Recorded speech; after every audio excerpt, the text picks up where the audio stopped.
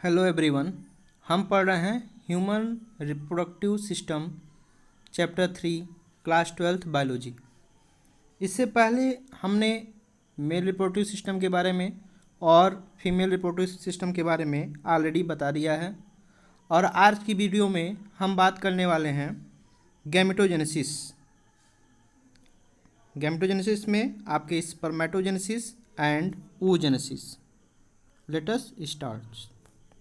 Gametogenesis. Now gametogenesis. What is gametogenesis? Gametes plus genesis. Genesis means development. Development किसका? Gamete का development, यानी the process of formation of haploid gametes from diploid germ cells in the gonads is called gametogenesis. अब यहाँ पर दो तरह के आपके गैमीट्स बनेंगे। एक आपका मेल गैमीट्स बनेगा, एक आपका फीमेल गैमेट्स बनेगा। जो मेल गैमेट्स होगा उसको हम बोलेंगे स्पर्म्स, और जो फीमेल गैमेट्स होगा उसको हम बोलते हैं ओवरी। स्पर्म्स का फॉर्मेशन आपको पहले ही बताया गया, टेस्टिस के थ्रू होगा, और ओवम का फॉर्मेशन आपका ओवरी से होगा। स्पर्म्स के जो फॉर्मेशन होंगे उस प्रोसेस को हम बोलते हैं स्पर्मेटोजेनेसिस, और वह आपका स्टार्ट होता है बिगिंस एट पुबर्टी। पुबर्टी जब सेक्सुअली मैच्योर होते हैं देन आपका वह प्रोसेस स्टार्ट होता है। फीमेल में ओवम के फॉर्मेशन को हम बोलते हैं oogenesis। वन बाय वन हम इसको डिस्कस करेंगे। सबसे पहला जो आपका टॉपिक है स्पर्मेटोजेनेसिस। स्पर्मेटोजेनेसिस, स्पर्म जेनेसिस यानी स्पर्म्स का development. It means the process of formation of haploid gamete sperms in seminiferous tubules of testis is called spermatogenesis। यानी टेस्टिस के सेमिनिफेरस ट्यूब्यूल्स में जब आपका स्पर्म्स का फॉर्मेशन होता है that process is known as spermatogenesis. जो स्पर्मेटोजेनेसिस की इनर वॉल होगी उस इनर वॉल में आपके दो टाइप के सेल्स पाए जाते हैं। एक आपका होता है मेल जर्म सेल्स और दूसरा आपका होता है सर्टोली सेल्स। दो तरह के आपके सेल्स होंगे, पहले ही आपको बताया भी गया है। एक मेल जर्म सेल्स होगा और एक आपका सर्टोली सेल्स होगा। मेल जर्म सेल्स आपके डिवाइड्स करते हैं और डेवलप करते हैं आपके स्पर्म्स को, जबकि सर्टोली सेल्स है वह आपके जो भी डेवलपिंग स्पर्म्स हैं उसको आपका नरिशमेंट प्रोवाइड करता है। यहाँ पर हम देखेंगे कि जो इम्पोर्टेंट पॉइंट है कि स्पर्मेटोजेनेसिस की जो प्रोसेस है वो आपकी दो स्टेज में कंप्लीट होती है। फर्स्ट आपका है स्पर्मेटिडोजेनेसिस एंड सेकंड है आपका स्पर्मियोजेनेसिस। अब यहाँ देखिए दो वर्ड्स आए आपके, स्पर्मेटिडोजेनेसिस एंड स्पर्मियोजेनेसिस। तो सबसे हम पहले बात करते हैं स्पर्मेटोजेनेसिस की। तो स्पर्मेटोजेनेसिस में आप देखेंगे कि the spermatogonia present in the inside wall of seminiferous tubules, और ये आपका मल्टीप्लाई करता है माइटोटिक डिवीजन से मल्टीप्लाई करेगा और मल्टीप्लाई करके आपके स्पर्मेटोगोनिया का फॉर्मेशन करता है।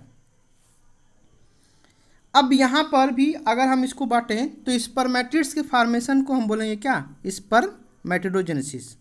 और यहाँ पर आपके 3 स्टेज होंगे, multiplication phase, growth phase and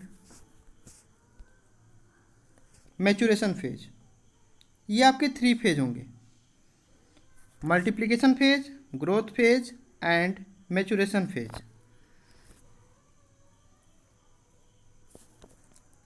the spermatids are transformed into the spermatozoa by the process of spermiogenesis.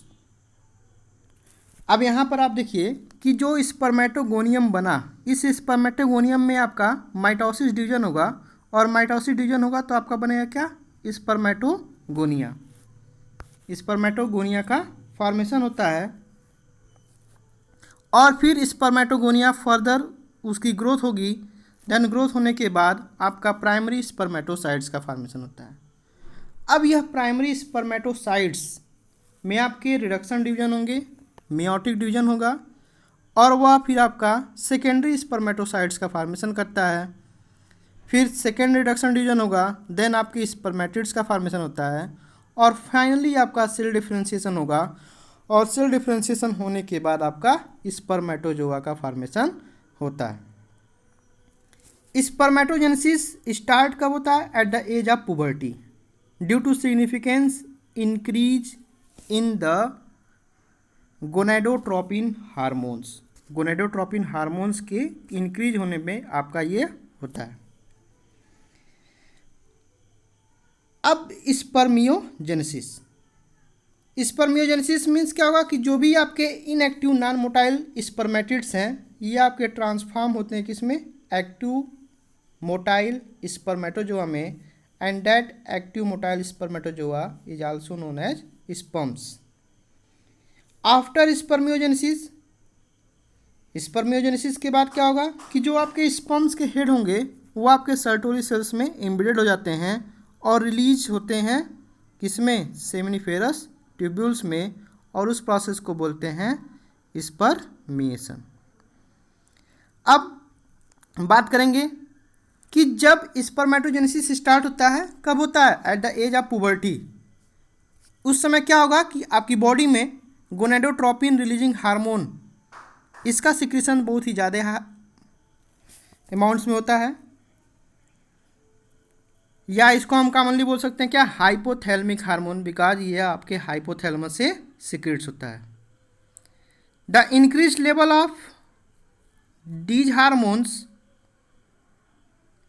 Then act the anterior pituitary glands, और वह हार्मोन्स जो ज़्यादा अमाउंट्स में बढ़ा वह आपके एंटीरियर पिट्यूटरी ग्लैंड्स पे वर्क करता है, और एंटीरियर पिट्यूटरी ग्लैंड्स आपका स्टिमुलेट करता है और दो तरह की आपके गोनेडोट्रोपिन का हार्मोन का सिक्रेशन करता है। One is luteinising hormone and second is follicle stimulating hormone. Luteinising hormone and follicle stimulating hormone. जो लुटिनाइजिंग हार्मोन है ये ऐड करता है किस पे? लीडिंग सेल पे। लीडिंग सेल पे ये ऐड करता है और स्टिमुलेट करता है ताकि किसका सिंथेसिस हो? Synthesis and secretion of androgen. Androgens hormone के सिंथेसिस और सिक्रीशन के लिए रिस्पॉन्सिबल होता है कौन सा हार्मोन? आपका LH hormone. Androgen then stimulate करता है that the process of spermatogenesis को, स्पर्मेटोजेनेसिस के प्रोसेस को स्टिमुलेट करता है। दूसरा जो आपका हार्मोन है फॉलिकल स्टिमुलेटिंग हार्मोन, ये आपका वर्क करता है किसके ऊपर? सर्टोली सेल्स के ऊपर, और ये स्टिमुलेट करता है जो भी आपके स्पर्मियोजेनेसिस के लिए जो भी सिक्रीशन के फैक्टर रिस्पॉन्सिबल हैं उस फैक्टर के लिए ये आपका हेल्प करता है। लेटर ऑन हम बात करेंगे स्ट्रक्चर ऑफ स्पर्म्स की। अगर हम स्पर्म्स का स्ट्रक्चर देखें तो बेसिकली ये कैसा होगा? आपका माइक्रोस्कोपिक स्ट्रक्चर होता है। बेसिकली आपके हेड होंगे, नेक होगा, मिडिल पीस होगा और आपका टेल होता है। यानी 4 पार्ट में होगा। आपका हेड होगा, नेक, मिडिल पीस एंड टेल। आप देखोगे कि जो पूरा का पूरा आपका स्पर्म्स का स्ट्रक्चर है वह सराउंडेड होता है एक इन्वेलप से, and that envelope are known as plasma membrane. Plasma membrane के द्वारा वह आपका पूरा स्पर्म सराउंडेड होता है। स्पर्म्स में आप देखेंगे एक आपका इलांगेटेड हैप्लॉइड न्यूक्लियस होता है। एंटीरियर पोर्शन पे आप देखोगे एक आपका कैप लाइक स्ट्रक्चर दिख रहा है, and that cap like structure is known as acrosome. Acrosome में आपके बहुत सारे आपके एंजाइम्स होते हैं। That enzymes are known as hydrolytic enzymes, and these enzymes help in the fertilisation of ovum. और ये जो आपके हाइड्रोलिटिक एंजाइम्स होंगे at the time of fertilisation of ovum, ये आपके एंजाइम्स हेल्प करते हैं। जो मिडिल पीस है, मिडिल पीस में आप देखेंगे तो मिडिल पीस में आपके बहुत सारे माइटोकॉन्ड्रिया होते हैं, जो कि माइटोकॉन्ड्रिया का काम क्या है? That is the production of energy, और वह एनर्जी प्रोड्यूस करता है ताकि जो टेल है उसका मूवमेंट हो, और इस तरह से आपका स्पर्म्स मोटाइल होता है जो कि इसेंशियल होता है फर्टिलाइजेशन के लिए। द मेल, अगर ह्यूमन मेल की बात करें तो लगभग 200 to 300 millions, 200 to 300 million sperms during a coitus, मतलब आप वन इजैकुलेशन में आपके लगभग 200 to 300 मिलियन स्पर्म्स आपकी रिलीज होते हैं। एटलीस्ट अगर देखोगे तो उसमें 60% आपके जो होते हैं उनका शेप नॉर्मल होता है, साइज नॉर्मल होती है, और लगभग 40% जो होंगे उसमें कुछ आपके विगरस मोटिलिटी पाई जाती है। फर्दर क्या होगा कि जो स्पर्म्स रिलीज हो रहे हैं आपके कहाँ से, सेमिनिफेरस ट्यूब्यूल से, ये आपके ट्रांसपोर्टेड होते हैं एसेसरी डक्ट के थ्रू, एसेसरी डक्ट के थ्रू आपके ट्रांसपोर्ट होते हैं, और फिर वह आपके पहुंचते हैं एपिडिडाइमिस में, वास डिफरेंस में, सेमिनल वेस्किल एंड प्रोस्टेट। ये सारे आपके इसके थ्रू जो भी आपके स्पर्म्स होंगे वहाँ पर आपका इसका स्पर्म्स का मैच्योरेशन होता रहता है, और वहाँ पर आपकी स्पर्म्स की मोटिलिटी भी होती रहती है। साथ ही साथ क्या होगा कि जो भी आपके सेमिनल प्लाज्मा है, सेमिनल प्लाज्मा से जैसे ही आपका स्पर्म्स मिक्सअप करता है तो वहाँ आपका मिल करके बनाता है क्या, सीमेन। जो फंक्शन होगा आपका मेल सेक्स एसेसरी डक्ट का और ग्लैंड्स का, ये आपका मेंटेन होगा जनरली आपकी बॉडी में जो हार्मोन प्रोड्यूस होता है डेट इज द एंड्रोजन, उसके कारण जो भी आपके एसेसरी डक्ट और ग्लैंड्स होंगे वह आपके मेंटेन रहते हैं। ये बात हुई आपके स्पर्मेटोजेनेसिस प्रोसेस की। यहाँ पर आपने देखा कि किस तरह से आपके स्पर्म्स का फॉर्मेशन होता है। नेक्स्ट हम बात करेंगे oogenesis की। oogenesis ओवम का डेवलपमेंट, यानी the process of formation of haploid ovum from diploid oogonia। Diploid oogonia से ओवम का फॉर्मेशन होगा तो उस प्रोसेस को हम बोलते हैं oogenesis। ये भी आपका कब स्टार्ट होगा, एम्ब्रियोनिक डेवलपमेंट में, एम्ब्रियोनिक डेवलपमेंटल स्टेज में आपके oogonia का या ओवम का फॉर्मेशन होता है। oogonia are formed within each foetal ovary, सारे ओवरी में आपका फॉर्मेशन होगा। No more oogonia are formed and added after birth, after birth कोई भी आपका oogonia का फॉर्मेशन नहीं होता है। oogonia फर्दर आपका डेवलप करके प्राइमरी oocytes का फॉर्मेशन करता है। प्राइमरी oocytes के साथ कुछ आपके ग्रेनुलोसा सेल्स सराउंडेड होते हैं और वह बनाते हैं आपके प्राइमरी फॉलिकल्स का। मेनी फॉलिकल्स आपके डीजनरेट होते हैं फ्रॉम बर्थ टू प्यूबर्टी, मतलब बर्थ से पुबर्टी तक आने तक बहुत सारे आपके फॉलिकल्स जो होते हैं आपके डीजनरेट्स होते हैं। लगभग आपके 60,000 से लेकर के 80,000 के आसपास पुबर्टी के टाइम में इतने फॉलिकल्स आपके प्राइमरी फॉलिकल्स बचे रहते हैं। फर्दर क्या होगा कि जो प्राइमरी फॉलिकल्स होते हैं ये सराउंडेड होंगे मोर ग्रेनुलोसा सेल से और थीका से, और वह फिर आपके बनाएंगे secondary follicles. Secondary follicles further surrounded होगा ग्रेनुलोसा लेयर से, बनाएगा टर्सरी फॉलिकल्स। सेकेंडरी फॉलिकल्स में जो फ्लूइड फिल्ड कैविटी होती है, that cavity are known as antrum, उस कैविटी को हम बोलते हैं एंट्रम। जो थीका लेयर होगा वो भी आपका दो लेयर होगा, internal that is the vascular layer and external वो आपका फाइब्रस लेयर होता है। इंटरनल जो होगा आपका वही 10 to 15 लेयर्स फॉलिकल सेल्स होते हैं। प्राइमरी oocytes सबसे पहले अपनी साइज को इंक्रीज करता है, फिर मियोटिक डिवीजन होगा तो आपके अनइक्वल हैप्लॉइड सेकेंडरी oocytes और फर्स्ट पोलर बॉडी का फॉर्मेशन होता है। जो सेकेंडरी oocytes होगा जो भी प्राइमरी oocytes के न्यूट्रिएंट रिच साइटोप्लाज्म है उसको एज सच रिटेन करता है। फर्दर टर्शियरी फॉलिकल्स कन्वर्ट होगा आपका ग्राफियन फॉलिकल्स में। देन जो सेकेंडरी oocytes होगा उसकी जो मेम्ब्रेन होती है उस मेम्ब्रेन को हम बोलते हैं zona pellucida. Finally Graafian follicles आपके रप्चर्स होते हैं और ओवम रिलीज होता है और उस प्रोसेस को हम बोलते हैं ओव्यूलेशन।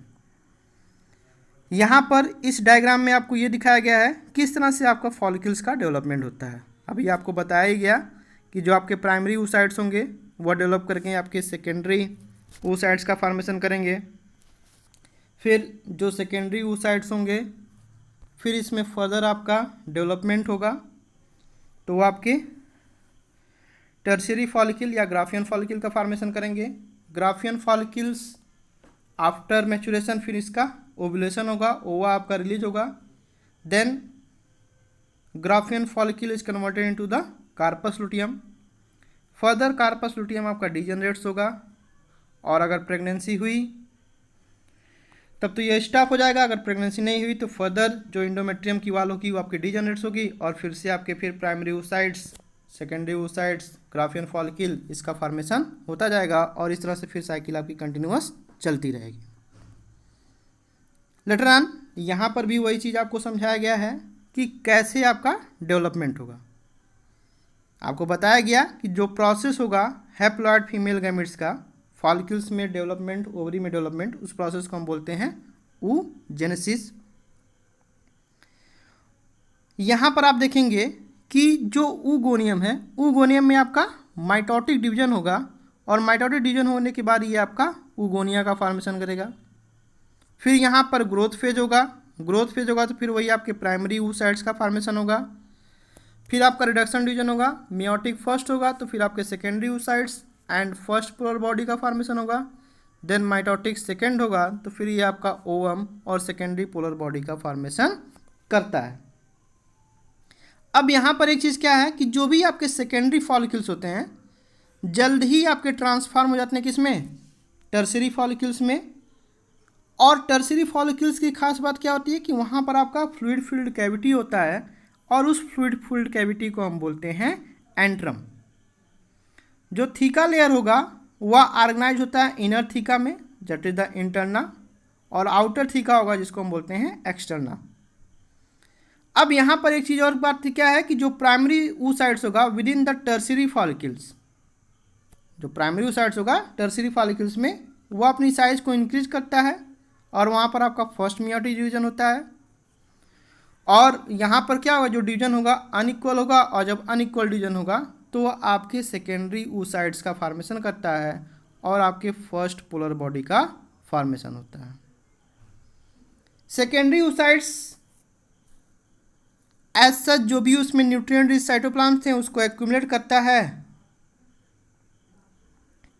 अब यहाँ पर क्या होगा, आप देखोगे कि बहुत ही कम अमाउंट्स में जो टर्शियरी फॉलिकल्स होंगे उसमें कुछ आपके चेंजेस होंगे, और वही टर्शियरी फॉलिकल्स आपका कन्वर्ट हो जाता है किसमें, मैच्योर ग्राफियन फॉलिकल्स में। जो भी आपके सेकेंडरी oocytes हैं वो आपका एक नए मेम्ब्रेन का फॉर्मेशन करते हैं, and that membranes are known as zona pellucida, जो उसकी आपके सराउंडिंग होगी। फाइनली जो ग्राफियन फॉलिकल्स होंगे आपके रप्चर्ड होते हैं, और आपका जो भी ओवम होगा वो आपका रिलीज होता है, और ओवरी से ओवम के रिलीज के प्रोसेस को हम बोलते हैं ओव्यूलेशन। ठीक है, तो यहाँ पर भी आपका जो भी oogenesis का डेवलपमेंट होगा, तो यहाँ पर भी जो डेवलपमेंट है आपका वही 3 टाइप्स का होगा। 3 स्टेप में हम डिवाइड करेंगे। वही मल्टीप्लिकेशन फेज जहाँ पर आपका माइटोसिस डिवीजन होगा, फिर ग्रोथ फेज होगा जहाँ पर भी फर्दर उसका ग्रोथ होगा, primary oocytes, secondary oocytes so on। फिर आपका मैचुरेशन फेज होगा, और आफ्टर मैचुरेशन फेज आपका ओवम का फॉर्मेशन होता है। यहाँ पर वही चीज़ दिखाया गया है कि oogenesis के दौरान आपके 4 सेल्स बनते हैं, उसमें से आपके एक ही ओवम जो होता है आपका फंक्शनल होता है, और जो 3 जो होते हैं आपके नॉन फंक्शनल होते हैं, और वही एक जो सेल है कुछ उसमें फर्दर मॉडिफिकेशन होता है, और फिर वो आपका ओवम का फॉर्मेशन करता है। इस तरह से आपके स्पर्मेटोजेनेसिस और गैमेटोजेनेसिस का प्रोसेस होता है। Thank you.